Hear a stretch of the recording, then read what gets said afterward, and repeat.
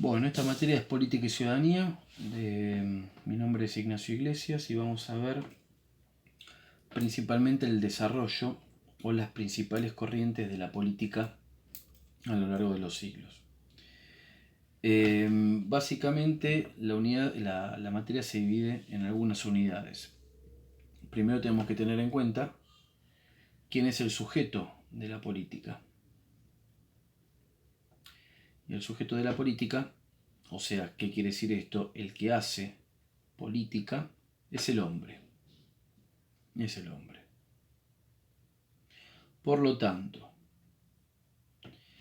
si el sujeto de la política es el hombre, es decir, que la política es un hacer humano, es algo propio del hombre, es una praxis.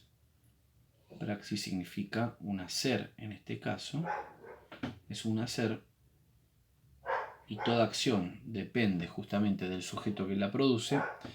Entonces, depende cómo se entienda al hombre, vamos a tener diferentes formas de entender a la política.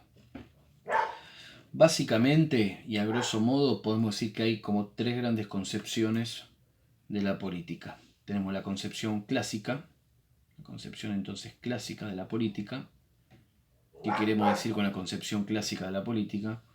Son los principios, los principios rectores que ha gobernado el pensamiento político desde la antigua Grecia hasta la actualidad, por supuesto, pero que ha tenido muchísima vigencia en el pensamiento antiguo, Grecia y Roma, y principalmente en la época de la Edad Media o de la cristiandad. Cada vez decimos clásico porque están los principales filósofos clásicos. Tenemos, por ejemplo, un Aristóteles en la época antigua, un Platón también, y en la Edad Media un santo Tomás de Aquino. Tomás de Aquino. Un Platón y un Aristóteles, ¿no? En la época antigua. Bien, y la segunda visión que también vamos a ver va a ser justamente la del ya moderna, no clásica, sino ya moderna, básicamente a partir del siglo XVIII, XVII, XVIII, es la perspectiva del liberalismo. La perspectiva del liberalismo. Acá tenemos unos cuantos autores.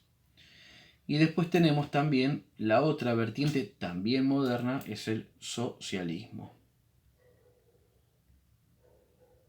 En el socialismo tenemos varias posturas. Tenemos el comunismo científico.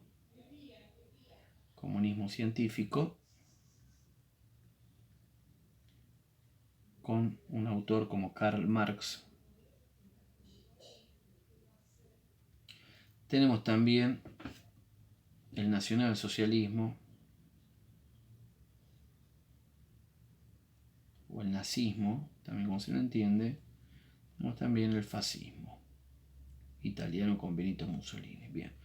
Tenemos también el socialismo utópico o el comunismo utópico. Bueno, en fin, varias vertientes.